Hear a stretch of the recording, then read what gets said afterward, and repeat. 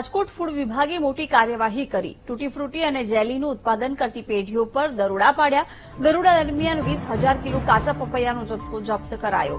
ગંદકી વચ્ચે અશુદ્ધ પાણીથી તૂટી ફ્રૂટી બનાવવામાં આવી રહી હતી. તૂટી ફ્રૂટીનું ખુલ્લામાં અસુરક્ષિત રીતે સંગ્રહ કરવામાં આવી રહ્યો હતો. આરોગ્ય વિભાગે ખુલ્લામાં પડેલા તમામ જથ્થાનો નાશ કર્યો છે. 4 જેટલી અલગ અલગ બનાવટના સેમ્પલ પણ લેવામાં આવ્યા છે.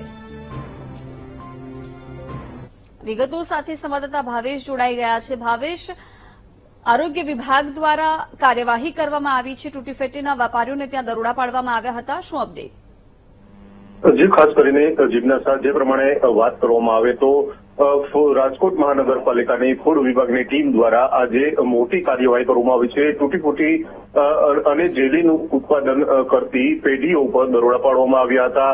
આ દરોડા દરમિયાન સામે આવ્યું છે કે જે તૂટી ફૂટી અને જે જેલી છે તે ગંદકી વચ્ચે બનાવવામાં આવતી હતી, તેમજ અશુદ્ધ પાણીથી તેને બનાવવામાં આવતી હતી. આ તમામ મુદ્દા માલ છે તે હાઇજેનિક કન્ડિશનમાં જોવા મળ્યો હતો. જ્યારે ઘટના સ્થળેથી 20,000 કિલો કાચા પપૈયાનો જથ્થો પણ છે તે ઝડપાયો છે.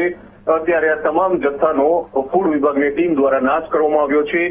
જ્યારે અહીંથી જે ઉત્પાદન થતું હતું તેના અલગ અલગ 4 સેમ્પલ પણ લેવામાં આવ્યા છે અને તેને લેબોરેટરી ખાતે તપાસ અર્થે મોકલવામાં આવ્યા છે. હવે આ તપાસ અર્થેથી જે લેબોરેટરીમાંથી જે સેમ્પલ આવશે ત્યારબાદ તેનું જે પરિણામ આવશે તેને આધારે ફૂડ વિભાગની ટીમ દ્વારા આગામી કાર્યવાહી હાથ ધરવામાં આવશે. જી જિજ્ઞાસા. બિલકુલ ભાવેશ, આભાર જાણકારી આપવા બદલ.